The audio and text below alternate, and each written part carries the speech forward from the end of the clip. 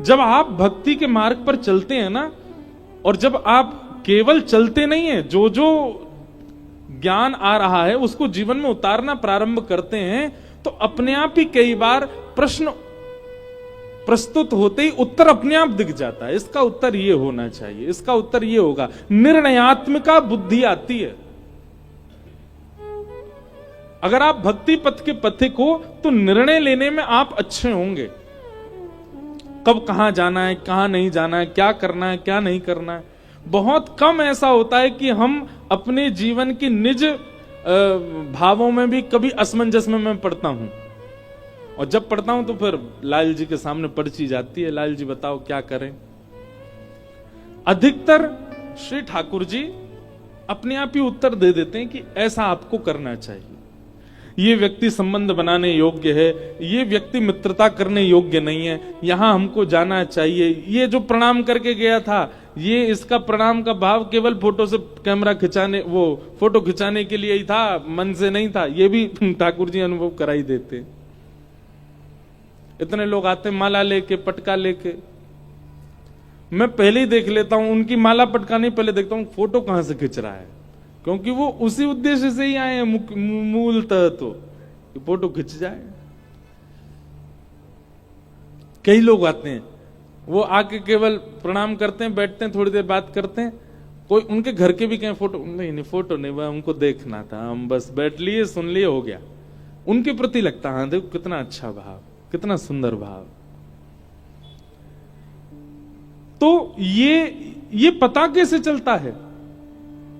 जब आप आध्यात्मिक जीवन जीने लगते हैं, आपके सराउंडिंग्स में सब लोग पॉजिटिव वाइब्स वाले होते हैं, तो अपने आप आपका जो बुद्धि है, जो नृत्य हैं, जो विचार हैं, वो अपने आप आपको अंदेशा करा देते हैं, आपको पता लगवा देते हैं कि कहां क्या कैसा है।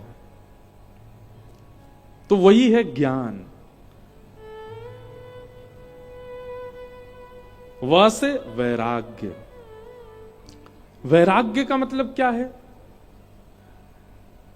मैंने पहले दिन भी कथा में कहा था, जहां राग नहीं होता उसी को वैराग्य कहते हैं। राग ना होना मतलब किसी में भी आसक्ति ना होना, चाहे वो संसार की कोई वस्तु हो, व्यक्ति हो, स्थान हो, कुछ भी हो, उसमें आसक्ति ना होना, इसी को वैराग्य कहते हैं। वहां ना जाना या वहां ना रहना वैराग्य नहीं होता, उस स्थान को छोड़ देना वैराग्य नहीं होता, उसमें आसक्ति ना होना। लोग जाते हैं पहाड़ों पर घूमने, और जैसे ही 4 दिन 5 दिन पूरे हो जाते हैं तो निकलना होता है वापस, तो फिर कहते हैं हमारा तो मन ही नहीं कर रहा है यहां से जाने का, इतना अच्छा मौसम है, इतने अच्छे वादियां हैं, बर्फ पड़ रही है, क्या सुंदर मौसम, बादल नीचे आ गए, यहां से कैसे जाएं? ये आसक्ति है।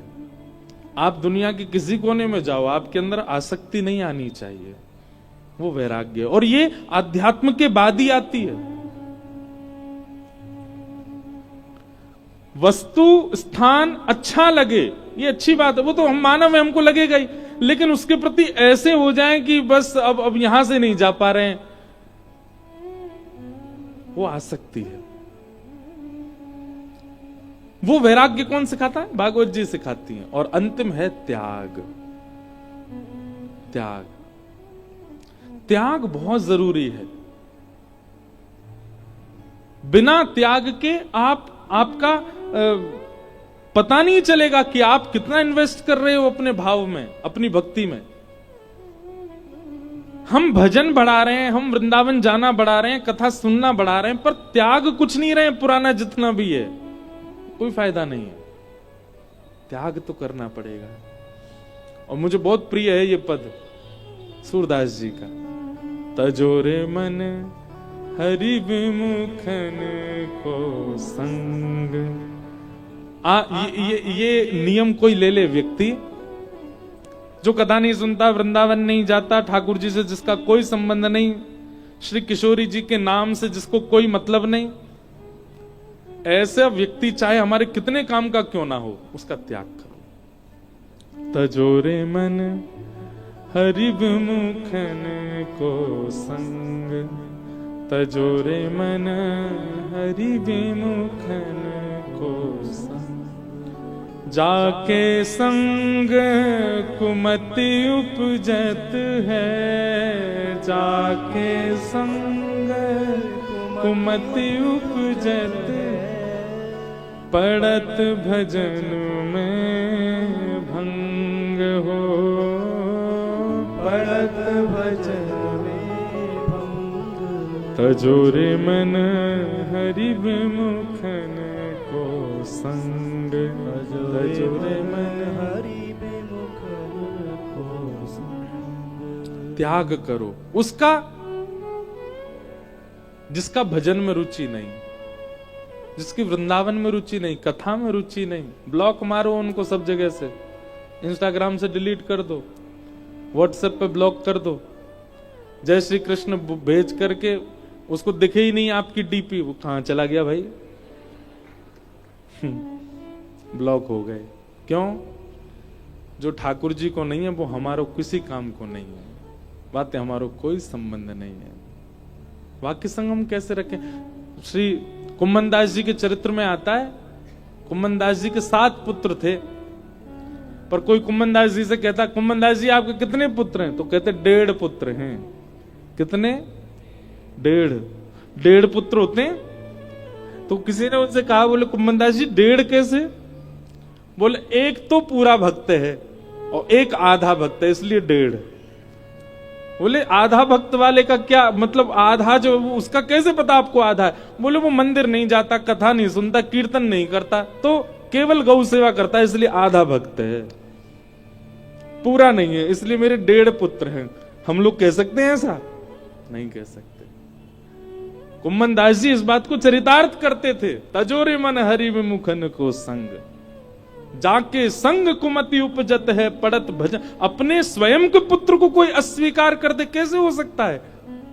कई बार इन भक्तों के चरित्र सुनकर के आपका दिमाग घूम सकता है। पढ़े लिखे लोगों को ये बात बहुत अजीब लग सकती है, यार ये कितने मतलबी हैं, ठाकुर जी के लिए किसी को भी छोड़ देते हैं। हाँ, छोड़ देते हैं।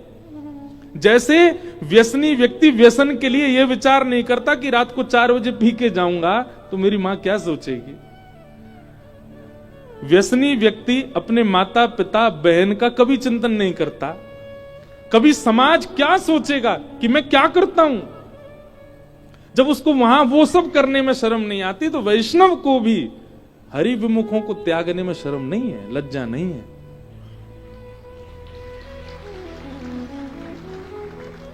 जो हरि विमुख है, चाहे वो कितना भी अपना क्यों ना हो।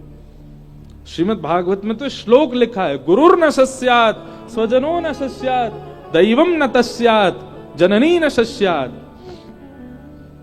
वाह!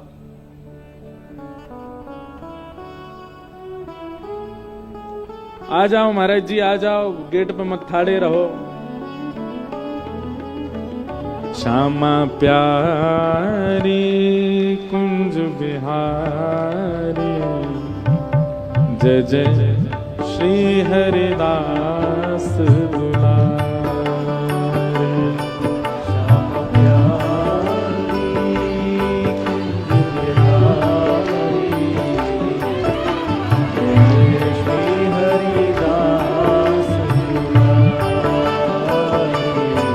श्यामा प्यारी कुंज बिहारी, जय जय श्री हरिदास दुलारे। श्यामा प्यारी कुंज बिहारी, जय जय श्री हरिदास दुलारे। श्यामा प्यारी कुंज बिहारी, जय जय श्री हरिदास दुलारे। श्यामा प्यारी कुंज बिहारी, जय जय श्री हरिदास दुलारी। श्यामा प्यारी कुंज बिहारी, जय जय श्री हरिदास दुलारे। श्यामा प्यारी कुंज बिहारी, जय जय श्री हरिदास दुलारे। श्यामा प्यारी कुंज बिहारी, जय जय श्री हरिदास दुलारे। श्यामा प्यारी कुंज बिहारी, जय जय श्री हरिदास दुलारी। श्यामा प्यारी कुंज बिहारी,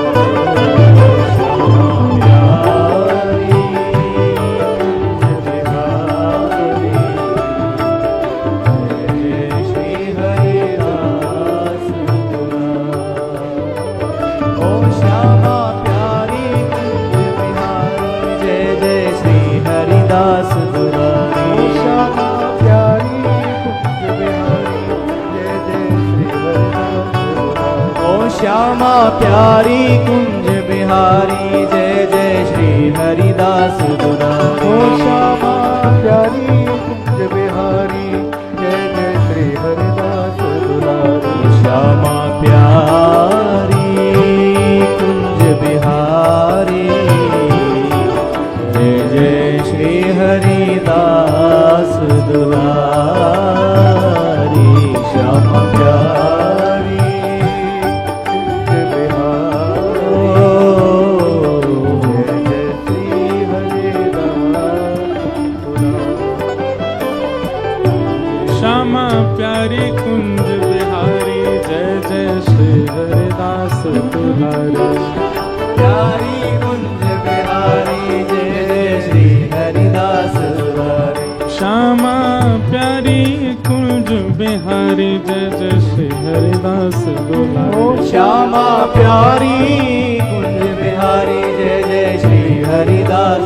दुलारी।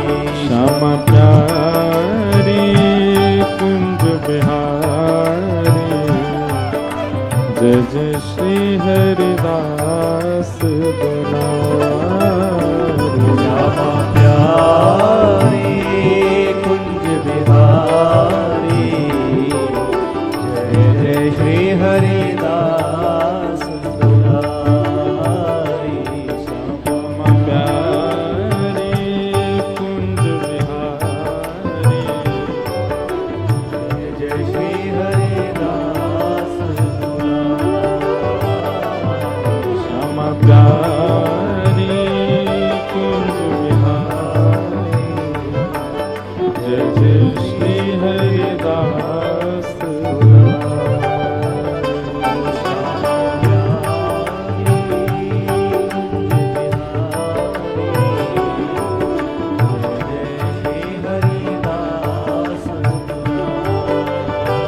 कुंज बिहारी जय जय श्री हरिदास जय जय श्री हरिदास। श्यामा प्यारी कुंज बिहारी जय जय श्री हरिदास। ओ श्यामा प्यारी कुंज बिहारी जय जय श्री हरिदास दुलारी। श्यामा प्यारी कुंज बिहारी जय जय श्री हरिदास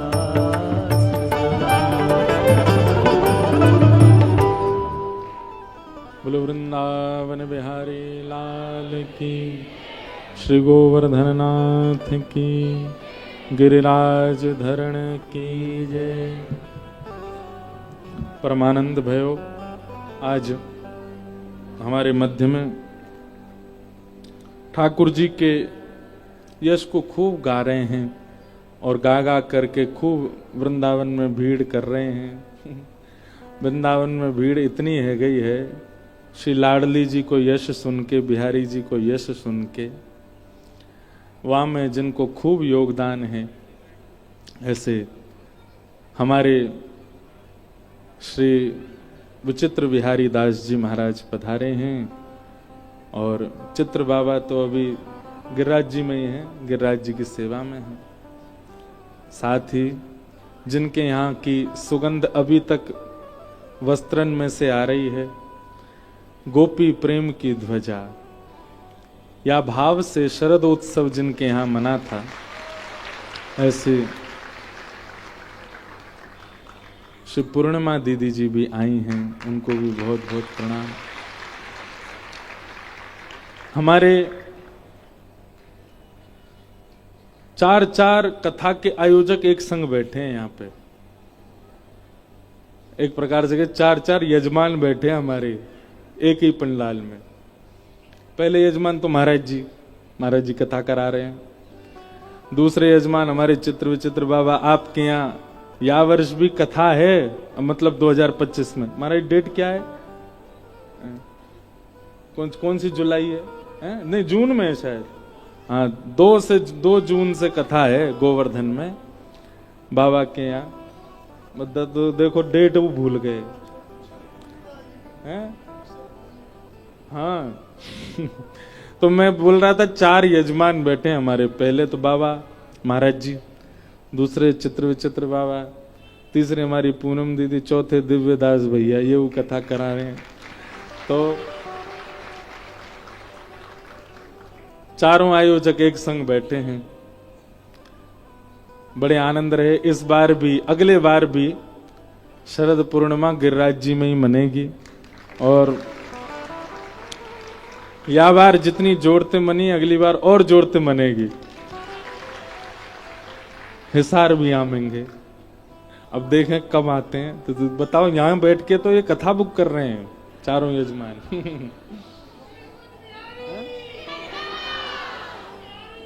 और हापुड़ अब हम नहीं आएंगे, हापुड़ वाले वृंदावन आवेंगे, ठीक है, आएंगे, बनाएंगे। महाराज जी लेके आ जाएंगे कैसे तैसे करके। जैसे महाराज जी कहीं भी जामे जगह बना लेना बैठवे की, ऐसे ही कथान में कहीं ना कहीं से जगह निकल ही आवेगी हापुड़ की। तो परम आनंद हुआ, आप सब पधारे, गिरिराज जी की रज लेके आए हैं, बारंबार वंदन करें। थोड़ी देर कथा क्रम सुन लें, फिर उसके बाद आज के सत्र को तो फिर 5:30 बजे तक विश्राम ही करनी है, 4 तो बज ही गए। थोड़ी देर कथा श्रवण करो। तो 88,000 सौनकादि ऋषियों ने सूत जी महाराज जी से 6 प्रश्न किए। सदैव याद रखना बंधुओं, ज्ञान जिज्ञासा के पात्र में ही टिकता है। अगर किसी के चित्त में जिज्ञासा नहीं है तो ज्ञान टिकेगा नहीं। बहुत ध्यानपूर्वक सुनिएगा बातों को। इधर देखो सब लोग, आप जिज्ञासु होकर के यदि कथा में नहीं बैठेंगे तो आपके पात्र में कथा रूपी अमृत टिकेगा नहीं। आप केवल सुनने की भावना से, बस भावना है कि चलो हमारे नगर में आए हैं, आज रविवार है, सुनने चल रहे हैं, आनंद, इसी भाव से यदि सुनेंगे तो कथा टिकेगी नहीं आपके अंदर। कथा तो तभी रुक सकती है, तभी विराजमान हो सकती है जब जिज्ञासा का पात्र हो भीतर। और जिज्ञासु व्यक्ति का मतलब क्या है? थोड़ा सा रिक्त जो रखे अपने आप को, मतलब थोड़ा खाली रखे अपने आप को। परिपूर्ण मान लेगा तो फिर कैसे कुछ भाव अवस्थित हो पाए। तो ज्ञान जिज्ञासा के पात्र में टिकता है। 6 प्रश्न किए, उन्हीं 6 प्रश्नों में 7 दिन की कथा होती है। किम श्रेय शास्त्र सारक स्वावतार प्रयोजनम, किम कर्म के अवतारस्य धर्म कम शरणम गतः। ये 6 प्रश्न है। सबसे पहला प्रश्न, किम श्रेय? भगवान के अवतार का श्रेय किसको जाता है? ठाकुर जी राक्षसों के लिए आते हैं कि भक्तों के लिए आते हैं? रावण को मारने आए थे कि सबरी पर कृपा करने आए थे? किम श्रेय, पहला प्रश्न। दूसरा प्रश्न, शास्त्र सारः क? हमारे हिंदू वैदिक सनातन धर्म में इतने शास्त्र हैं, उनका सार क्या है? तीसरा प्रश्न, स्व अवतार प्रयोजनम? भगवान के अवतार का प्रयोजन। और भगवान मानवीय बन के क्यों नहीं आते? कभी मत्स्य, कूर्म, बराह, नृसिंह आदि ऐसे विचित्र रूप भी क्यों धारण करते हैं? किम कर्म? भगवान के कर्म क्या है? के अवतारश्च? भगवान के अवतार कितने हैं? कोई 10 कहता है, कोई 24 कहता है। और अंतिम प्रश्न है, धर्मः कम शरणम गतः? ये 6 प्रश्न है। और इन्हीं 6 प्रश्नों के उत्तर में भागवत की कथा है। सबसे पहला प्रश्न, किम श्रेय? भगवान के अवतार का श्रेय किसको जाता है? ठाकुर जी भक्तों के लिए आते हैं कि राक्षसों को मारने के लिए आते हैं? अब यहां बैठे हैं तो सब लोग यही कहेंगे कि भक्तों के लिए आते हैं, लेकिन इसका प्रमाण होना चाहिए। ठाकुर जी भक्तों के लिए ही आते हैं। राक्षसों को मारना, भगवान ने इस बात को वाल्मीकि रामायण में एक जगह प्रस्तुत किया कि हमारी इच्छा हो जाए तो रावण जैसे जन्म ही नहीं लेंगे, पर हमारी इच्छा हो जाए तो हम वैकुंठ में बैठकर के सबरी पर कृपा नहीं कर सकते। रावण को तो वहीं बैठे बैठे ठाकुर जी भ्रगुटी टेढ़ी कर दें तो रावण की हिम्मत क्या कि कुछ कर जाए। ठाकुर जी कह रहे हैं हम तो सबरी के लिए आए हैं, हम तो वैष्णवों के लिए आए, हम तो भक्तों के लिए आए। कंस को मारना उद्देश्य होता तो भगवान शंख चक्र गदा पद्म लेकर के प्रकट हुए थे गर्व से मैया के। चाहते तो उसी समय सुदर्शन चक्र छोड़ के कंस का वध कर देते, लेकिन नहीं, ठाकुर जी कंस को मारना प्रायोरिटी नहीं है। जन्म लेते ही कंस मार देते तो सब लोग यही सोचते कि कृष्ण अवतार कंस वध के लिए ही हुआ है। नहीं, जन्म लेते ही ठाकुर जी वृंदावन गए, गोकुल गए, ब्रज में लीला की, ब्रजवासियों के बीच में रहे, गैया चराई, गायन सो प्रेम कियो, गोप ग्वालन के घर माखन खायो। वो क्रिया की जिसकी आवश्यकता ही नहीं थी एक पर ब्रह्म को। प्रायोरिटी क्या थी? व्यक्ति सबसे पहला समय किसको देता है? जिससे अति प्रेम होता है। ठाकुर जी ने जन्म लेते ही अपने अत्यंत प्रिय जन्म देने वाले माता पिता तक को त्याग दिया कि नहीं, ब्रज जानो मुझे। ब्रज आ गए और ब्रज आकर के सबके साथ लीला की, सबके साथ लीला करके प्रेम व्यवस्थित करके स्थापित करके जब प्रेम परिपूर्ण हो गया ब्रजवासियों के चित्त में, तब ठाकुर जी गए कंस को मारने।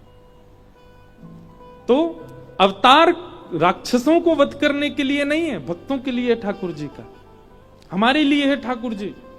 राधा वल्लभ जी, राधा रमन जी, बिहारी जी पूरे दिन बेचारे एक ही मुद्रा में खड़े हैं। हम एक मुद्रा में खड़े रह सकते हैं? ठाकुर जी खड़े हैं। आप पाषाण मानो तो बात अलग है, लेकिन पाषाण नहीं मानते हो, ठाकुर जी को साक्षात चैतन्य मानते हो, एक ही मुद्रा में रहते हैं। किसके लिए? हमारे लिए, मेरे लिए, आपके लिए, हम सब के लिए। मैं कहा करता हूं कथा में कि हम तो केवल प्रेम का आडंबर करते हैं ठाकुर जी के आगे। वास्तविक प्रेम तो हमसे श्री ठाकुर जी करते हैं, श्री लाल जी करते हैं, ठाकुर जी प्रेम करते हैं हमसे। मैं भगतन को दास भगत मेरे मुकुटमणि, ठाकुर जी कह रहे हैं भक्त मेरे। अनुब्रजाम में हम नित्यम पूये ये तन्य रेणु भी। मैं ऐसे चलता हूं भक्त के पीछे जैसे गैया के पीछे बछड़ा चलता है, उसकी रज में लौटता हुआ, ऐसे चलता हूं। तो ठाकुर जी का अवतार का श्रेय किसको जाता है? भक्तों को। भक्तों के लिए ठाकुर जी आते। किम श्रेय? पहला। दूसरा, शास्त्र सारह क। इतने सारे शास्त्र हैं हमारे, इन शास्त्रों का सार क्या है? बहुत ध्यानपूर्वक सुनिएगा इन 6 प्रश्नों के उत्तर। समस्त शास्त्रों का सार क्या है? अष्टादश पुराणेषु व्यासस्य वचनद्वयम् परोपकार पुण्याय पापाय परपीडनम्। सब ग्रंथों का, सब शास्त्रों का, सबका सार केवल 2 हैं। क्या? दूसरे की सहायता करना, यही पुण्य है, और अपने लिए जो अच्छा नहीं लगता वो किसी के साथ ना करना, किसी के साथ करना ये पाप है। बस इन 2 से बचे रहो। जो खुद के लिए प्रिय नहीं वो किसी के साथ नहीं करो, और असहाय व्यक्ति की सहायता करो, राधे राधे जपते रहो। बस यही जीवन, सबका सार यही है। हृदय सुधारो, स्वभाव सुधारो, अपनी मनस्थिति, अपनी विचारधाराओं को शुद्ध करो, यही शास्त्रों का सार है। शास्त्र सारह का दूसरा प्रश्न। तीसरा प्रश्न, भगवान का अवतार विलग विलग क्यों होता? केवल अकेले मानव रूप में ही ठाकुर जी क्यों नहीं आते? ठाकुर जी विशेष रूप से अनेक अनेक अवतार धारण करके हमें यह बात समझाते हैं कि मैं परब्रह्म होकर के भी किसी भी अवस्था में आने में झिझकता नहीं। तो मानव क्यों झिझकता है? नीचे बैठने में भी लोगों को कई बार बहुत संकोच होता है। हम नीचे कैसे बैठे, बिना आसन के कैसे बैठे? हमसे कोई पूछे तो हम बैठे, निमंत्रण दें तो हम जाएं। इतने मानिना हम बन जाते हैं। ठाकुर जी अपने अवतारों के द्वारा अपने वर्सेटाइल कैरेक्टर को प्रस्तुत करते हैं कि मैं कुछ भी बनने में सक्षम हूं, किसी भी रूप में आने में सक्षम हूं, और सक्षम ही नहीं हूं, मेरी ये सहजता है। ये सहजता सीखो ठाकुर जी से, दीन बनने में, सरल बनने में। बंधुओं, हम एक बात कहते हैं, शायद मैंने पहले दिन कही थी यहां कथा में, कि हम ठाकुर जी से मांगते हैं कि आप हमें समृद्ध बनाओ, आप हमें धनवान बनाओ, आप हमें योग्य बनाओ, ये सब मत मांगो ठाकुर जी से। ठाकुर जी से केवल ये मांगो कि हमें सरल बना दो, हमें सहज बना दो, हमारे अंदर थोड़ी दया भर दो ठाकुर जी। हम बड़े निर्दयी हैं, हमारे अंदर थोड़ी दीनता ले आए। हम बड़े चौड़े होके चलने लग गए हैं आजकल, थोड़ी दीनता ले आओ ठाकुर जी। ठाकुर जी यदि मनोकामना पूरी करते ही हैं तो अपने स्वभाव को सुधारने की कामना क्यों नहीं करते हम श्री ठाकुर जी से?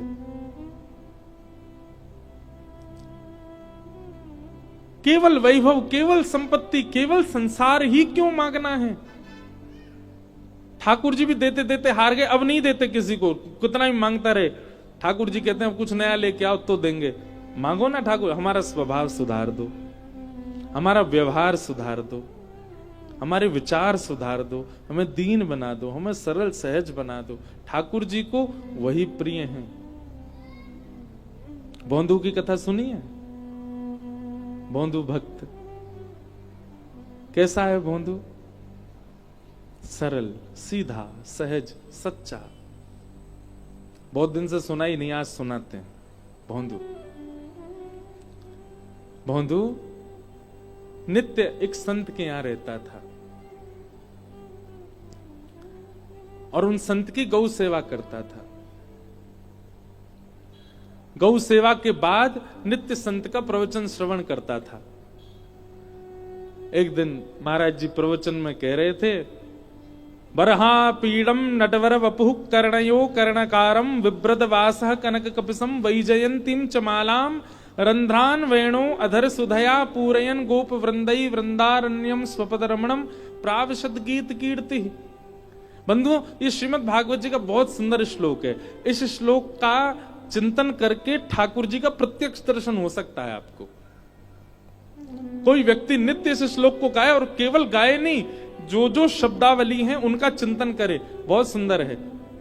एक क्षण के लिए नेत्र बंद करो और सब लोग चिंतन करो। हमारे नाना जी जैसा चिंतन कराते तो वैसा हम कराएं। वरहा पीडम नटवर वपुः। ठाकुर जी कैसे हैं? आपीड़ यानी कि मुकुट, मोर का टेढ़ा सा मुकुट ठाकुर जी ने अपने सिर के ऊपर धारण किया है। अच्छा, ठाकुर जी टेढ़ा मुकुट क्यों पहनते हैं? जहां जहां चरण परत प्यारी जू के, तहां तहां मन मेरो करत है छाऊरी। हमारे रसिक कह रहे हैं वृंदावन के, ठाकुर जी टेढ़ो मुकुट या हमारे पहने, जब श्री जी के संग निकुंज में जामे ना, सो श्री ठाकुर जी अपने मुकुट को टेढ़ो करके श्री जी के चरणन के ऊपर छांव बना लें कि कहीं सूर्य को सीधो प्रकाश श्री जी के चरणन में नहीं चलो जाए। हमारी लाडली जी के चरण अति कोमल हैं। अरे कभी कभी चिंतन करे करो, श्री ठाकुर जी बांके क्यों हैं? वो टेढ़े मेढ़े काय क्यों हैं? वो टेढ़े मेढ़े हमारे हैं क्योंकि मुकुट पहन करके और फिर सूर्य को प्रकाश कहां से आ रहे हो श्री जी के ऊपर, वाह के लिए ठाकुर जी अपने अंग की भंगिमा बनामे, और वाह के कारण ठाकुर जी त्रिभंग लिए गए। एक रास के पद में ठाकुर जी कहते भी हैं, तेरे कुटिल कटाक्ष ने मेरो तन कर धियो त्रिभंग, विचारो भोलो भंडारी, रास में चल श्यामा प्यारी। तो श्री ठाकुर जी मोर का मुकुट पहनते हैं, वो भी टेढ़ा पहनते हैं, तिरछा सा पहनते हैं। क्यों? श्री जी के संग जब निकुंज में जाएंगे तो ताकि वहां से छतरी कर सकें, छांव कर सकें। और टेढ़ा भी नहीं, ठाकुर जी टेढ़ा भी पहनते हैं और आगे की तरफ झुका हुआ भी पहनते हैं। हम मंदिरों में जाते हैं, दूर से दर्शन हो, इसलिए हमको अनुभव नहीं होता। ठाकुर जी का मुकुट आगे की ओर झुका रहता है। वरहा पीणम नटवर वपुः। ठाकुर जी का वपु यानी कि अंग कैसा है? बोले नटवर। नट किसको कहते हैं? नट कहते हैं जिसको देखते ही हमारी दृष्टि दूसरी बार भी देखती हो, उसको नट कहते, मतलब जिसके प्रति आकर्षण होता हो, जो आकर्षण करने वाला है उसको नट कहते हैं। पर ठाकुर जी कौन है? नटवर। आकर्षण करने वालों के भी अग्रगण्य हैं। अरे संसार के सुंदर को तो एक के बाद दोबारा देखने को मन है गो, लेकिन ठाकुर जी को देखवे के बाद कोई और को देखने को मन ही नहीं होएगो। इसीलिए नटवर, नटवर वपुः। टेढ़ो सो मुकुट पहनो है। और ठाकुर जी हैं कैसे? बोले नटवर वपु, आकर्षणों में भी आकर्षण करने वाला, जिनका वपु यानी कि श्री अंग है। भौंदू बैठ करके सारे प्रवचन सुनना है, गुरु जी बता रहे हैं। और कर्णयोः कर्णकारम, ठाकुर जी के कान तो दो हैं पर कुंडल एक ही पहनो है। और वो भी कुंडल काय को पहनो है? कन्नेर के पुष्प को पहनो है। बोले वो पुष्प कैसे पहनो है ठाकुर जी ने? अपने एक कान के ऊपर जो खारी जगह वहां पे उलझाए लियो, वहां पे अड़ाए लियो है। और ठाकुर जी वह एक पुष्प को पहन करके चल रहे हैं। तभी मधुमंगल दूसरी तरफ तो बोले लाला जे कुंडल मां बढ़िया ना लग रहा, यहां पहन ले, जावारे कान में पहन ले। सो ठाकुर जी उसी कुंडल को दूसरे कान में पहन लेते हैं। श्री दाम आके लाला नाना मधुमंगल ऐसी बोल लो, मां बढ़िया ना लग रहा, यहीं पहन ले। सो ठाकुर जी वहां से उतार के फिर यहीं एक ही कुंडल को बार बार दोनों कानों में बदल बदल के पहनते जा रहे हैं। ठाकुर जी की लीला देखो, शांत ना बैठे, कछु ना कछु करते ही रहे। कर्णयोः कर्णकारम और विभ्रदवासः कनक कपिसम, ऐसी पीली पीतांबरी पहनी है महाराज कि जा पीली पीतांबरी को देख करके सूर्य भी अपने आप को बादल की ओट में छुपा रहे हो। क्यों? बोले भैया एक सूर्य घूम रहे हो पृथ्वी पर, मेरी आवश्यकता न है। विभ्रदवासः कनक कपिसम। अब भोंदू ताली नहीं बजा रहा, भोंदू तो सुनना है, इसलिए सुनो। विभ्रदवासः कनक कपिसम वैजयंतीम चमालाम, ठाकुर जी ने वैजयंती माला पहन रखी है। और क्या कर रहे हैं? बोले रंध्रान वेणु अधर सुधया, अपने अधर पर वेणु को धारण करके ठाकुर जी उसको अपने अधरामृत का पान करा रहे हैं, सुंदर वेणु का वाद्य कर रहे हैं। रंध्रान वेणु अधर सुधया पूरयन गोप वृंदई, गोप वृंदों के साथ में श्री ठाकुर जी मध्य में खड़े होकर के वेणु बजा रहे हैं। वृंदारण्यम स्वपद रमणम प्राविशद गीत कीर्ति ही, वृंदावन की पावन रेणु में अपने कोमल कोमल श्री चरणों से ठाकुर जी एक एक चरण आगे बढ़ा करके वेणु बजाते भये ब्रज की गोपियों के चित्त का हरण करते जा रहे हैं। ठाकुर जी भांडीर वन से गैया चरा करके लौट रहे हैं। गौ धूली बेला को समय है, गौरज ठाकुर जी के श्री अंग पर कहीं कहीं लगी भई है। ऐसे बाल कृष्ण भोंदू बैठ करके सर्वांगीण अंग का चिंतन कर रहा था। ऐसा मुकुट पहनो होगा ठाकुर जी ने, ऐसे वस्त्र पहने होंगे, ऐसा कुंडल धारण कर रखो है, ऐसी पाग पहन रखी है, ऐसी वंशी बजा रहे हैं, ऐसी वैजंती माला गौरज ठाकुर जी के श्री अंग पे लग रही है।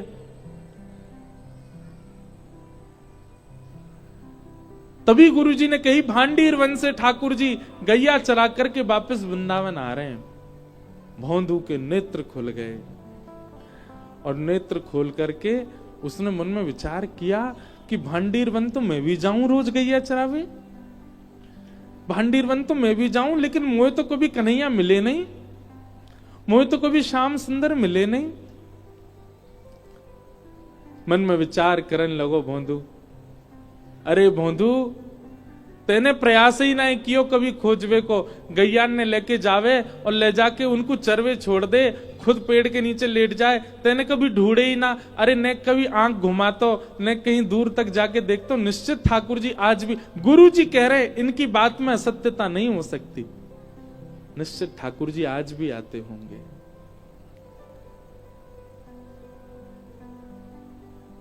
वक्ता की वैष्णव की बात सुनकर के हमारे चित्त में, अब आप ब्रज में जाते हैं, 84 कोस की परिक्रमा करते हैं लोग, और 84 कोस की परिक्रमा करते समय ब्रजवासी वहां के बताते हैं यहां ठाकुर जी ने जे कियो, यहां ठाकुर जी ने जे कियो।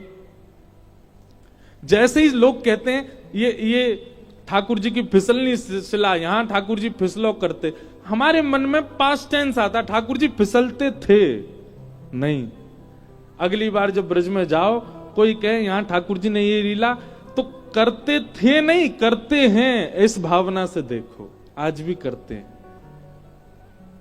आज भी लाल जी उस भाव का, उस स्थान का त्याग नहीं करते। भौंदू के मन में यही भावना आई, बोले गुरु जी कह रहे हैं भांडीर वन, तो मतलब या को मतलब है अब भी ठाकुर जी चरावे जामे, मोइए ना दिखे।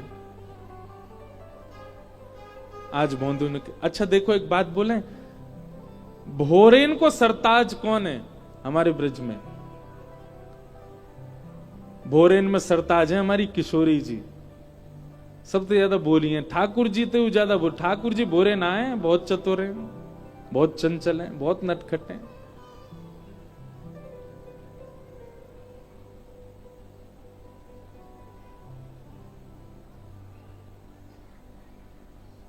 किशोरी जी बहुत भोली है। एक लीला आज सवेरे ही पढ़ रहे हो मैं कि किशोरी जी एक दिन नौका विहार कर रही और नौका विहार करके जैसे ही लौटी तो लौटते ही नौका से उतर के श्री यमुना जी के पास बैठ गए, क्योंकि यमुना जी को वर्ण श्याम वर्ण है। या हमारे जब कभी भी श्याम सुंदर कहीं और हो में, श्री किशोरी जी को स्वभाव है वो यमुना जी को ही देखती रहे, क्योंकि उनको वर्ण श्याम है। श्याम वर्ण को देख करके श्री जी को मन लगे और देखते देखते किशोरी जी को अपनो ही प्रतिबिंब दिखने लगो श्री यमुना जी में। और जैसे ही किशोरी जी ने अपनो प्रतिबिंब देखो, अपनो प्रतिबिंब देखते ही किशोरी जी वहां से कहने लगी, अरे ये तो बड़ी प्यारी है, अरे तू तो बड़ी भोरी सी लग रही है, अरे तेरे नयन कितने सुंदर, नासिका कितनी, कौन की छोरी है तू? किशोरी जी बात कर रही हैं और सब सखी कह रही हैं हम तो यहां खड़ी हैं, किशोरी जी कौन ते बतिया रही हैं। और जैसी सब गई, सबने जाकर के देखो तो विशाखा जी ने सबको रोको, बोले सुनो कोई आगे मत जाओ, लीला देखो, लीला देखो कहा कर रही हैं। श्री जी अपनी प्रतिबिंब से बात कर रही हैं और कह रही हैं तेरे नेत्र तो बड़े सुंदर हैं, अरे तू एक काम कर, तू हमारी मंडली में आ जा, हमारी सखीन में आ जा, तू इतनी सुंदर है, तू को तो हम अपने पास रखेंगे, हम भी नवीन नवीन श्रृंगार करे करेंगे। अरे अपना नाम तो बता, अरे शर्मा काय को रही है, काय को ना बता रही है अपना नाम। तभी किशोरी जी पीछे से बुलावे, ललता विशाखा आदि सबके नेत्रों में प्रेमाश्रु भरे हुए। कितनी भोरी हमारी किशोरी जी। अरे ललते ने कहियो देखियो कि कौन की छोटी सी छोरी है, इतने सुंदर या की अलकावली, इतने सुंदर या के नेत्र, इतनी सुंदर नासिका, अरे या के ओष्ठ तो देख, जब बोले का देख बोल तो रही है लेकिन या की आवाज ना आ रही, मेरी जैसी बोल रही है लेकिन या की आवाज ना आ रही। या तने पूछतो ये कौन की लाली है, और सुन ये इतनी सुंदर है, या को अपनी सखी समाज में रखेंगे ना, हम भी या को श्रृंगार करेंगे। ललता विशाखा आदि सखियां सब जाकर के श्री किशोरी जी के चरणों में दंडवत हो जाती हैं, बार बार बल्लियां लेती हैं, हे श्यामाजू हम कब होंगी ऐसी, आपको जैसो स्वभाव है, आपको जैसो व्यवहार है, आपकी जैसी विचारधारा है, यही के कारण आप श्री श्याम सुंदर की अति प्रिय हो, क्योंकि आप बहुत भोली हो। भोरी नहीं है, भोरी की भी पराकाष्ठा होती हो ना, वैसी है हमारी किशोरी जी, वैसी है हमारी लाडली जी, अपनी प्रतिबिंब से बात कर रही हैं। कभी ठाकुर जी कोई मणि पहन करके आ जाएं तो श्री ठाकुर जी की वह मणि में अपने प्रतिबिंब को देख करके ठाकुर जी से नाराज हो जाए किशोरी जी। ठाकुर जी बोले काय बात को नाराज है गई, चरणन में गिरे, पाम पड़े, पाम दबा में, हे श्यामाजू काय को नाराज है गई हो, पूरा दिन ने कर गए और शाम को जाके किशोरी जी कहें आपने एक मणि पहनी है, वह मणि में मोती सुंदर एक गोपी दिख रही है मोहे। तब लाल जी बोले ये आप तो सुंदर कोई और गोपी लाए जे आप ही हो। हे किशोरी जी इतनी भोरी हो कि अपने प्रतिबिंब को देख के खुद ही मोहित है जाए वहां पे, इतनी सीधी है हमारी श्री किशोरी जी। वृषभानु की किशोरी सुन गैया होते भोरी, प्रीत जान के हूँ थोड़ी तो है राखेगी शरण, मन भूल मत जइयो राधा रानी के चरण, राधा रानी के चरण, महारानी के चरण, मन भूल मत जइयो श्यामा प्यारी के चरण। एक बात तो सच्ची है भैया, वृंदावन में रहवे वारो, वृंदावन को भजवे वारो, वृंदावन की उपासना करवे वारो, वाके चलवे फिरवे बोलवे में ज्ञान दिख रहे हो, तो इसको मतलब या को मतलब माने अभी वृंदावन भजो नहीं। वृंदावन में भजवे रहवे और वृंदावन की उपासना करवे वारे की वाणी में या वाक्य स्वभाव में वैराग्य दिख रहा है, त्याग दिख रहा है, ज्ञान दिख रहा है, बाकी सारे गुण दिख रहे हैं पर भोरोपन नहीं दिख रहा, तो या को मतलब ये है कि माने वृंदावन भजो ही नहीं है। और या फिर यूं कह दो कि वो तो वृंदावन को भज रहो पर वृंदावन ने वाकु स्वीकार कियो नहीं है। वृंदावन स्वीकार कियो होगो, वृंदावन यदि स्वीकार करेगो तो सहज है जाओगे, सीधे है जाओगे, बोरे है जाओगे। और जादना भोले बन गए, जादना सीधे सहज है गए, वही देना श्यामाजू किशोरी जी श्री ठाकुर जी आपको अपनी सखी समाज में शामिल कर लेंगे। बोले हाँ जे है गो हमारे लायक या को ले लो। जब तक ठाकुर जी को लगे बहुत चतुर है महाराज, ठाकुर जी भी कहीं दूर ही रहो जाते। तो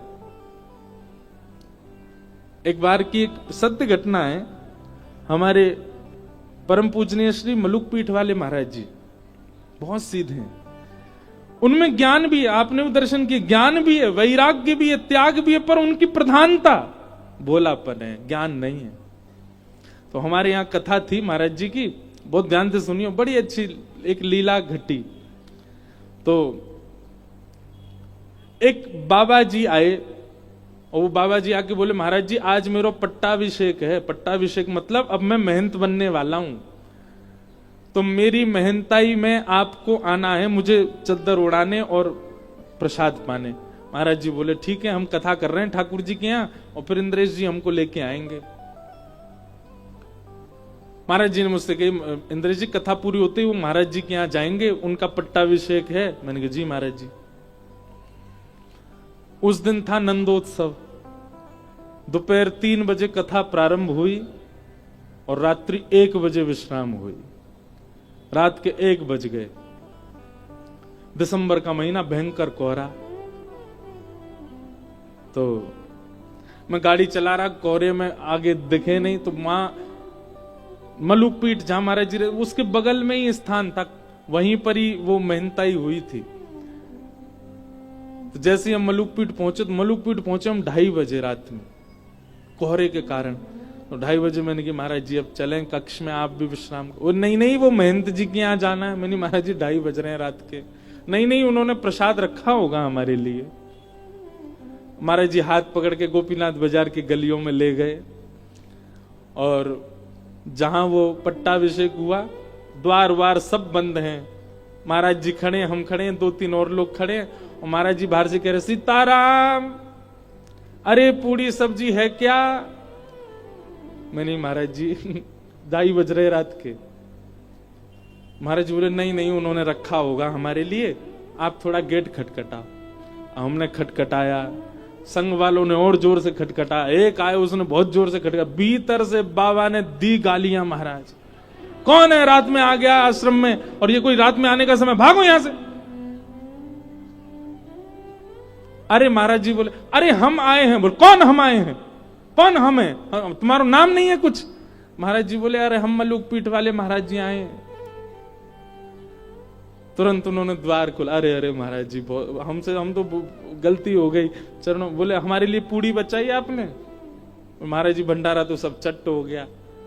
बोले कोई बात नहीं कुछ तो होगा। बोले हाँ महाराज जी कुछ केला रखे। बोले लाओ वही दे दो। वही केला लिए, हमको दिया, खुद लिया, सबने। अब मैं देख करके कहूं, मैंने कहा कितने भोरे, कितने सहज, कितने सरल, कितने सीधे, और ऐसे ही ठाकुर जी को प्रिय होते हैं। जरा सा भी जिसमें एक भाव आ जाता मैं कुछ हूं। क्यों कहते हैं चैतन्य महाप्रभु तृणादपि सुनीचे न, क्यों तृण के समान बन के रहो? क्योंकि ठाकुर जी को वही प्रिय है। अपनी मंडली में ठाकुर जी तब तक नहीं लेंगे जब तक भोंदू नहीं बनोगे, भोरे नहीं बनोगे, सरल नहीं बनोगे, सहजता नहीं आएगी। हमारा भजन थोड़ा बढ़ जाता है, एक दिन पहले से ज्यादा माला कर लेते हैं तो हमको अभिमान हो जाता है। अरे कितनों को तो आज भी हो गया होगा, क्या सुबह 4 बजे उठे हम, प्रभात फेरी में पूरे नाचे गाए चले, इसका भी अहम हो गया होगा कईयों को। अहम शून्य कौन है? अहम शून्य ही ठाकुर जी स्वीकार करते हैं, और अहम शून्य बनना है हमारी श्री जी को नाम रटो, हमारी किशोरी जी को जपो। तो भोंदू ने सोची कि महाराज जी तो रोज ही गैया चरावे आते होंगे, मोए ना मिले। दूसरे दिन भोंदू पहुंच गया, गैया सब चल रही थी, भोंदू तो लेके अपनी पोटली और इधर उधर ढूंढने लगो, कहीं श्याम सुंदर मिलेंगे। गुरुजी ने बताया था सांवला भेष है, पीली पीतांबरी पहनते हैं, वैजंती माला पहनी होगी। एक दिन, 2 दिन, 3 दिन, 4 दिन बीत गए, रोज भोंदू ढूंढता, लेकिन ठाकुर जी उसको मिले नहीं। ठाकुर जी को भी दया आ गई, बोले बताओ पूरी दुनिया मंदिर में खोज रही है, जे मुझको वन में ढूंढ रहा है, क्योंकि गुरुजी ने कह दी भांडीर वन में ठाकुर जी गैया चरावे जाम है। ठाकुर जी वहां थे नहीं, लेकिन आ गए भोंदू के लिए। तभी भोंदू देखता है कि महाराज असंख्य गैया, और ऐसी गैया कभी देखी नहीं, अद्भुत गैया, बड़े बड़े सींग, उनके गले में ऐसे मोटे मोटे महाराज सुंदर नाद करवे वाले, स्वर करवे वाले, बढ़िया सबन ने कड़ूला पहने हैं, और ऐसी गैया मदमस्त रहती वही चलती वही आ रही हैं। भोंदू खड़ो खड़ो देख रहा, और तभी उन गैयाओं ने किनारो कियो, और मध्य में ही महाराज लकुटी अपने कंधा पे टांगे, वापस दोनों हाथ लटकाए, गौ पाग, गौकर्ण पाग। ठाकुर जी गोपाष्टमी के दिन गौकर्ण पाग पहनते हैं। कैसी पाग? हम अपने लाल जी को कभी कभी धराते हैं। उस पाग में क्या होता है कि 2 तो कान निकरिया में यहाँ पे, 2 सींग निकरिया में यहाँ पे, और ऐसे कान आ जाए नीचे, तो वो गोकर्ण पाग। ठाकुर जी गैया की तरह पाग पहने, ऐसी करके पहनेंगे कि 2 सींग निकल आए और 2 कान यूं लटक आए। उस दिन ठाकुर जी आभूषण नहीं पहनते। श्रीमद् भागवत जी के वेणु गीत में वर्णन है, ठाकुर जी लोमना को श्रृंगार करें। लोमना कहा है, गैया के पैरन्ने बांधवे की जो रस्सी होवे दूध काटते समय, वो गैया के पामन की रस्सी को ही ठाकुर जी आभूषण बना के गले में पहने, एक हार के भांति। एक एक अपने हाथ पे बांध लें, कमर पे बांध लें, बाजूबंद पे बांध लें, लोमना को श्रृंगार। आहा, गौरज उड़ उड़ करके ठाकुर जी के अंग पे लग रही, और ठाकुर जी चलते भय भोंदू के पास आ रहे हैं। भोंदू दूर से देख करके आनंदित है, रोए, देखते ही रह गयो ठाकुर जी को। ठाकुर जी बोले, अरे तेरो नाम कहा है? भोंदू तो भूल गयो मेरो नाम कहा है। ठाकुर जी को देखवे लग गयो, बोले मैं आपको छू के देख लूं? बोले हाँ देख ले। ठाकुर जी को स्पर्श करे, त्यों त्यों वाक्य नेत्रन से अविरल अश्रुधार गिरे, शरीर कंपायमान है गयो। ठाकुर जी ने पकड़ो, अरे तू तू तू रो काय क्यों रो, तू कांप काय क्यों रो, मैं कोई हवा थोड़ी हूं, अरे मैं जय जय हूं, अपना नाम बताए दे, तू कौन है? भोंदू ने कही, मेरो नाम है भोंदू। और जैसे ही वाने कही भोंदू, ठाकुर जी बोले, कहा बताई तेने, कहा नाम है तेरो? बोले मेरो नाम है भोंदू। भोंदू सुनते ही ठाकुर जी तो इतनी जोर से हंसते हंसते हंसते ठाकुर जी गिर गए, लुढ़क गए, पेट पे हाथ धर के ठाकुर जी जोर जोर से हंसे, और फिर उठ के पूछे, तेरो नाम क्या है? बोले भोंदू। और फिर सुन के ठाकुर जी हंसे, बोले जय तेरो नाम है? बोले मेरो असली नाम तो कछु और है, पर सब प्रेम तो मुझको भोंदू गुलाम है। ठाकुर जी बोले, मेरे गले लग जा, तेरो नाम इतना सुंदर, अरे भैया तेने इतनी हंसी कराई दी, इतने दिना बाद में आज जोड़ते हंसू, मेरे गले ते लग जा। भोंदू को वो सब प्रदान कर रहे हैं ठाकुर जी जो उसने कभी सोचा नहीं।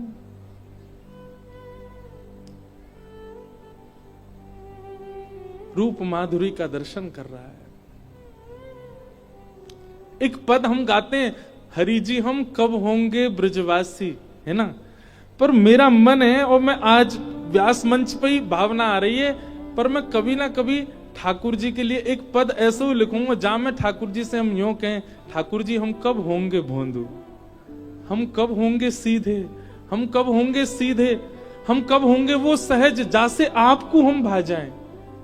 ब्रज में बसनो अब कठिन नहीं रह गयो, धन के बल पे सब बस रहे हैं ब्रज में जाके, लेकिन ब्रज में जैसे बसने वाले को जैसा स्वभाव होना चाहिए वैसा कोई को नहीं रह गयो है।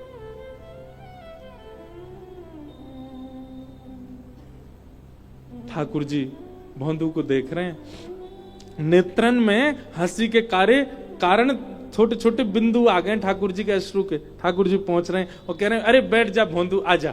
अरे भैया कछु कहते रहो, नाम बहुत जोर को है। कौन ने धरो? बोले मेरे गुरुजी और सब गौशाला के लोग मोकू भोंदू के हैं। ठाकुर जी बोले वाह भैया तेने बड़ा आनंद किया, चल कछु लायो है, चल मोकू कछु पवा दे। भोंदू बोलो आप वही हो ना जिनके बारे में गुरुजी बताते हैं। ठाकुर जी बोले तेरे गुरुजी कौन के बारे में बता, मुझे का पता? कहा बता मैं तेरे गुरुजी? बोले गुरुजी बता मैं आप सांवरे सांवरे से हो, मोर मुकुट पहनो, नंद बाबा के लाला हो ना आप? ठाकुर जी बोले हाँ मैं नंद बाबा को लाला हूं। जसोदा जी आपकी मैया है ना? बोले हाँ वो मैया है। अरे हमारे गुरुजी खूब बता मैं आपके बारे में। एक बार आपने मैया की एक मटकी फोड़ दी, मैया ने आपको उखलते बांध दियो ना? ठाकुर जी बोले हम बे वही हूं मैं। आपने कालिया नाग के ऊपर एक बार नृत्य कियो ना, जमुना जी ने कार के? बोले हाँ मैं वही हूं। ठाकुर जी को भी इतना प्रिय लग रहा, कितना भोला है ये। अब बात ही बना तो रहेगो कछु पवावेगो। बंधु बोला हाँ मैं लाया हूं, 2 रोटी लाया हूं। रोटी खोल करके और महाराज बीच में गुड़ रख दियो, मिर्च रख दी। बोले जय जय जय ही लाया हूं आप पालो। अरे जे तो बहुत जोर को ला दे। ठाकुर जी महाराज भोंदू की वो रोटी लाई और बा में गुड़ बीच में चुपड़ लियो और नेक नेक लेकर के ठाकुर जी प्रेम से पान लगे। एक रोटी पा गए, वो मुझे तो और भूख लग रही है, ला एक और दे दे। भोंदू बोलो जी मेरी है, 2 ही लेके आया मैं। बोले तो दे दे, कहा जा रहा अब मैं भूखा रह जाऊंगा फिर? ठाकुर जी कह रहे ना दे दे, चल तू अब मां जाके खा लियो। अच्छा एक काम करो आधी आधी खा लो। आधी ठाकुर जी को, आधी दही नहीं माने, भोंदू है बेचारो सीधो है। ठाकुर जी तो उसके चिंतन में चले गए, कितना भोला, कितना सीधा, कितना प्यारा। ए भोंदू देख हम भूखे रह गए, हमारी खुराक ज्यादा है। जसोदा मैया ये एक आध रोटी ना पवावे हमको, सबरी रोटी बना के सामने धर दे, लाला तेरो जितनो मनो पाले, बाकी की सब पूरा परिवार पालेगो। और वही विधा आज भी मंदिरों में प्रसाद की है। पूरी की पूरी कढ़ाई का भोग जाएगा ठाकुर जी के सामने। लाल जी जितनो आपकी रुचि हो आप पाओ, जो बच जाएगा बाकी सब लोग प्रसाद में ले लेंगे। भैया तू हमारे काजे ने ज्यादा सो प्रसाद लियो, हमें भूख ज्यादा लगे। भोंदू बोलो ठीक है जैसे कल ले आऊंगा। और भोंदू भी सहजता से चला ही गया। हम आप होते पकड़ लेते, ठाकुर जी चिपक जाते ठाकुर जी थे, पर यहां ठाकुर जी चले गए, भोंदू चलो गयो। भोंदू ने किसी को आगे कुछ नहीं बताया। उसको लगा ये सब लोग मिलते ही हैं ठाकुर जी से, मुझे आज पहली बार मिले हैं। गुरुजी इतने अच्छे अच्छे वर्णन ठाकुर जी के करते हैं क्योंकि गुरुजी मिले होंगे उनसे। गुरुजी ने तो प्रत्यक्ष लीला देखी होंगी। मैं ही अभागा हूं, मुझे इतने दिनों बाद दर्शन भये। भोंदू बैठा बैठा आज भी प्रवचन सुनना था और आज नेत्रों से आंसू गिर रहा है। क्यों? क्योंकि प्रवचन में गुरुजी जो सुना रहे हैं उनसे वो देख के मिल के आया है। अगले दिन भोंदू ने रसोई घर में जाकर के रसोईया देखे, हाँ भैया आज ने कछु ज्यादा सी रोटी दे दो, 5-6 रोटी दे दो। ए भोंदू तू इतने वर्षन ते 2 ही खावे, 5-6 लेके कहां जाएगो? अरे अब तुम्हें कहा बताऊं, वहां पे एक मेरे मित्र आमे नंद जी के लाला, यशोदा मैया के लाला, बड़ी भूख लगे उनको, बहुत पेटू है। मेरी रोटी खा गए, कल आधी मिली मुझे, बस उनके काजे दे दो, उन्हें खवानो है। रसोईया बोलो तू गुरुजी से आज्ञा दिलवा दे तब देंगे। भोंदू गयो गुरुदेव के पास, गुरुजी प्रणाम।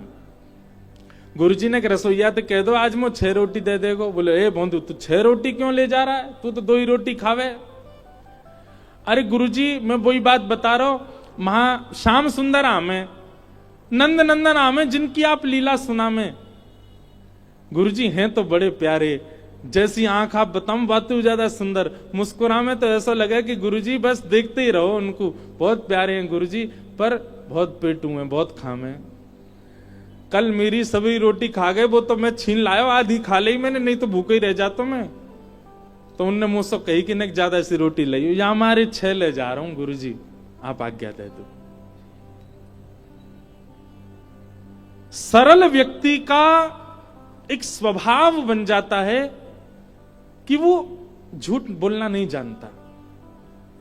एक सीधे व्यक्ति का एक स्वभाव, एक गुण उसके अंदर निर्मित हो जाता है कि उसको उससे झूठ दूर रहता है फिर उससे।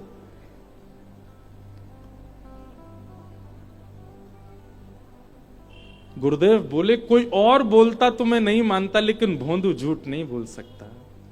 भोंदू तू सच में ठाकुर जी से मिला? बोले हाँ गुरुजी, आपकी कृपा से मेरे भाग्य जगे, कल मैं मिला। कैसा स्वरूप था? उसने एक एक अंग का वर्णन किया। नेत्र ऐसे हैं, जब पलक उठती हैं तो ऐसा लगता है, गिरते हैं तो ऐसा लगता है, हंसते हैं तो दांत ऐसे लगते हैं, नासिका ऐसी है उनकी, हाथ गदमदरा से हैं, पाम गदमदरा से, पेट नेक निकरो सो है ठाकुर जी को। और गुरुजी उनमें तो बड़ी सुंदर सुगंधी सी आती रहे, और मैंने तो स्पर्श करके देखो, ऐसा स्पर्श पूरी दुनिया में मैंने आज तक नहीं कियो, ऐसा स्पर्श है उनको। उनके पास बैठे ना, गर्मी को बोध ना होवे, ऐसी सुंदर शीतल सी हवा सी आती रहे उनमें ते। अरे गुरुजी बड़ो मन लगा उनके संग बैठने में। जैसा जैसा रूप भोंदू वर्णन कर रहा था, गुरुदेव समझ गए कि ये ठाकुर जी से मिलके आया। गुरुदेव बोले भोंदू तो ठाकुर जी को लेके यहां आश्रम आ जाना हमारे, ठाकुर जी से निवेदन कर दे, वो यहां आ जाएंगे। अब भोंदू इस बात पर यह सोच रहा है कि इतने श्रेष्ठ विद्यार्थी आश्रम में, गुरुकुल में, गौशाला में हैं, इनसे गुरुजी ने नहीं कहा ठाकुर जी को लाने के लिए, मुझे आज्ञा दे रहे हैं। ठाकुर जी तो सबसे ही मिलते होंगे, गुरुजी चाहते तो किसी को भी आज्ञा दे देते, पर गुरुजी ने मुझको ही चुना।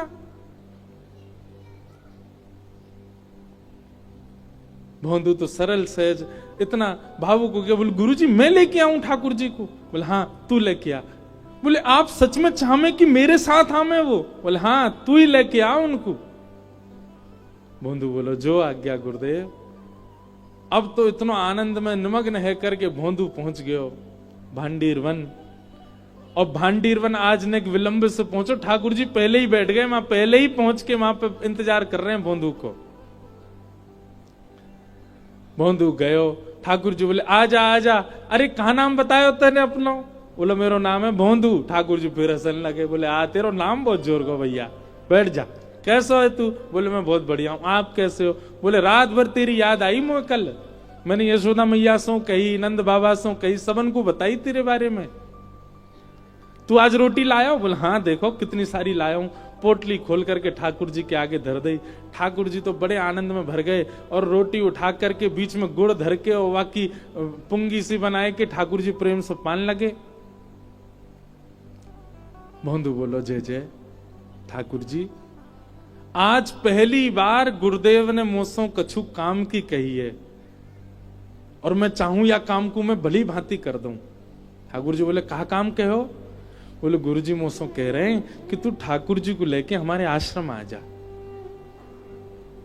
अब आप तो मेरे मित्र है गए हो, गुरु जी चाहते तो कोई भी शिष्य से कह देते, पर उनने मुंह को ये काम दियो पहली बार। आप कृपा करो ना, मेरे संग चलो ना गुरुदेव के आश्रम। ठाकुर जी रोटी खाते जा रहे हैं और बोल रहे हैं देख भोंदू तू जो कहेगो सब काम करेंगे हम, लेकिन जो गुरु जी बीच में मत लावे। तेरो मेरो संबंध है, तू मेरो सखा मैं तेरो सखा। गुरु जी आश्रम गैया इन सबन को दूर रख मोते। चरणों में गिर गए। बोले अरे जय जय, मैं तो आपको जानतो ही ना हो, मैं तो इतने दिन ते भांडीर वन आ रहा हूं गैया चरावे, मैंने आपको कभी देखो ही ना है। सके आप मेरे बगल से निकसे भी होंगे, पर मैं आपको जानतो ही ना हो तो मैं कैसे पहचान? वो तो गुरुजी ने मुंह को आपकी कथा सुनाई, तभी तो मैं आपको जान पाया। जिन गुरुजी की कृपा से आप मुंह को मिले, उन गुरुजी की आज्ञा है, आपने चल दो ना मेरे संग। ठाकुर जी बोले चाहे जो हो भैया, हम तेरे गुरुजी तो ना मिलेंगे, तोते मिलेंगे बस। भोंदू बोलो नहीं मिलोगे गुरुजी ते? ठाकुर जी बोले नहीं मिलेंगे। अंतिम बार पूछ रहा हूं, नहीं मिलोगे? ठाकुर जी बोले ना मिलेंगे ना मिलेंगे ना मिलेंगे, बस तोते मिलेंगे। भोंदू ने सबरी पोटली उठा ली। बोले तो फिर ये रोटी वो गुरुजी के घर की है, इन्हें मत खाओ। हाँ सबरी खत्म करते जा रहे हैं। ठाकुर जी बोले अरे तो रोटी तो खान दे ना, जो गुरुजी के आश्रम में बनी है जे का खाओ। और पोटली सबरी बांध ली। ठाकुर जी के हाथ में आधो सौ ग्रास बचो। बोंदू ने हाथ पकड़ के बोले जब वो छोड़ दो, जो गुरु जी को है दे दो। अरे तू जाए तो खान दे, ये तो आधो बचो, ना ना ये दे दो। और लेके अपने मुंह में भर लियो, खा गए हो। अरे मैं कह रहा हूं हमारे गुरुजी ने मिलवाए हैं आप, हम और तुम उन्हीं के पास नहीं चलोगे। ठाकुर जी बोले भैया देख तू अब चाहे गुस्सा है जा, तेरे गुरुजी तो ना मिलेंगे, हम बस तो मिलेंगे। तो भोंदू बोला ठीक है, तो जा पेड़ ते या पेड़ तक, या कि पल्ली पार तुम्हारी है या इल्ली पार मेरी है। कल ते गैया चरावे आएंगे, इल्ली पार अगर तुम आए, पल्लंकु ही रही हो, उल्लंकु मत ही हो, नहीं तुम्हारी गैया ने लेके भाग जाऊंगा मैं। ठाकुर जी को धमकी दे रहा है। और सुनो, आज ते आम पाम 100 साल की कट्टी, दूर नहीं हो मोते, मेरो कोई तुम्हारो संबंध ना, दो दिना को सखत्व, हमारे गुरु जी को जो नहीं है बातें, हमारो कोई संबंध नहीं। ठाकुर जी बोले तो जाने ना है हम जय जय हैं।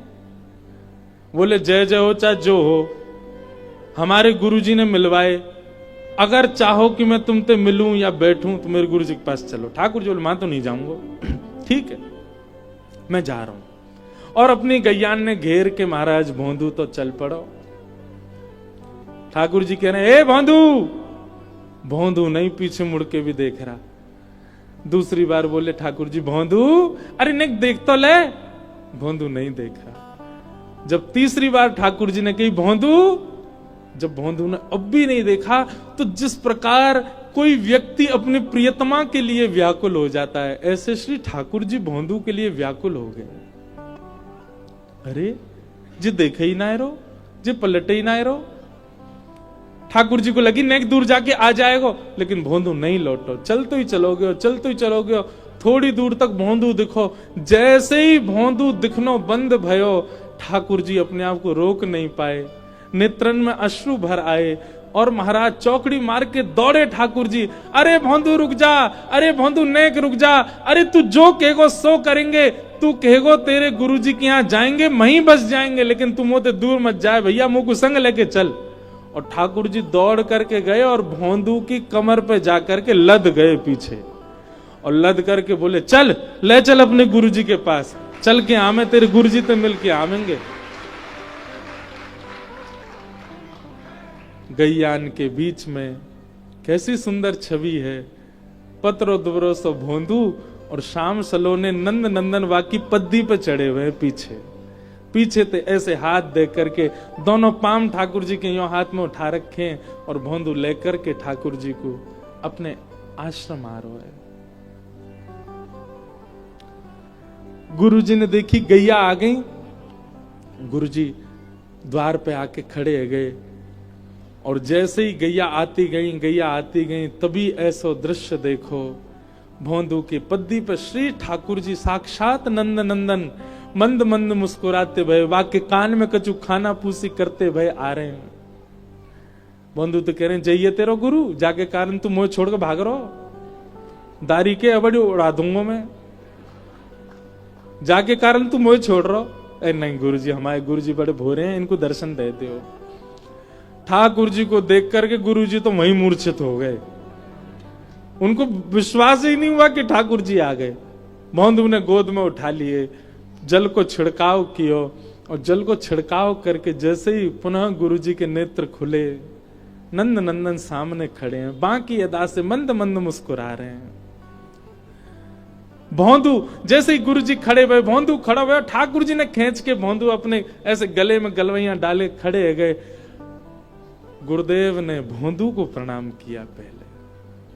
भोंदू बोलो जी कहां कर रहे हो गुरु जी? बोले भैया परिवार त्याग दियो बाल्यकाल में, आज 60 वर्ष है गए घर छोड़े भय, कौन से उपनिषद नहीं पढ़े, कौन से वेद नहीं पढ़े, कौन से शास्त्र नहीं पढ़े, कौन कौन से नियम व्रत अनुष्ठान नहीं किए हमने, लेकिन आज तक ठाकुर जी के दर्शन नहीं भये। धन्य है भोंदू तेरो ये भोलोपन, तेरो ये सीधोपन, तेरी ये सरल भाव, तेरी ये सहजता, जैसे आज साक्षात त्रिलोकीनाथ तेरे कंधा पर चढ़ के आए। ऐसा सुख तो कोई ज्ञानी को भी ना दे में ठाकुर जी जैसा तू को दियो है। ठाकुर जी के सामने भोंदू को प्रणाम कियो, अंत में ठाकुर जी को प्रणाम कियो। ठाकुर जी बोले गुरुदेव जा भोंदू को हम हमेशा के काजे लेवे आए हैं। और ठाकुर जी ने भोंदू के गले में गलवैयां डाली और देकर के ठाकुर जी अपनी श्रीन कुंज में भोंदू को लेकर के वहां से प्रस्थान कर गए। बोलो भक्तवत्सल भगवान की।